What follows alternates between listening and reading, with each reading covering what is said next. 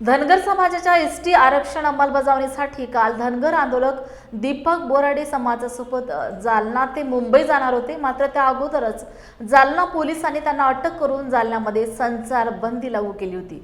त्याच अनुषंगाने जिल्ह्यातील धनगर समाज बांधव मोठ्या प्रमाणामध्ये पुढे येत ठिकठिकाणी रास्ता रोको करण्यात आल्याचे दिसत आहे। तर जालन्याच्या हसनाबाद या ठिकाणी देखील समस्त धनगर समाज बांधवांनी रास्ता रोको करत विविध घोषणाबाजी केल्या आहेत। यावेळी धनगर समाज बांधवांची मोठ्या संख्येने उपस्थिती होती। नाही ते बाकीच्या गोष्टी सोडून आपण आपल्या मतामध्ये फक्त परिवर्तन करा, बाकी काही करू नका। ते आपल्या घरी आल्याच्यावर राहणार नाही हेच या ठिकाणी विनंती करतो। आणि आता कायद्याने आपण दीपक भाऊंनी सांगितलंय की बाबा 2 दिवस ताबा करायचे आपल्याला, ज्या ठिकाणी आजच मैदानाचे जे आपल्याला परमिशन मिळालं पाहिजे ते मिळालं नाही। ते आता उद्याकडे, आज रविवार असल्यामुळे आज तर काही त्याचं होणार नाही, पण ते उद्याकडे आपल्या काहीतरी कल्पना येईल।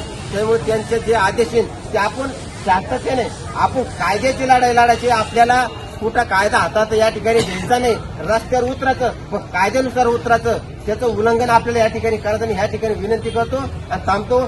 जय मल्हार, जय महाराष्ट्र।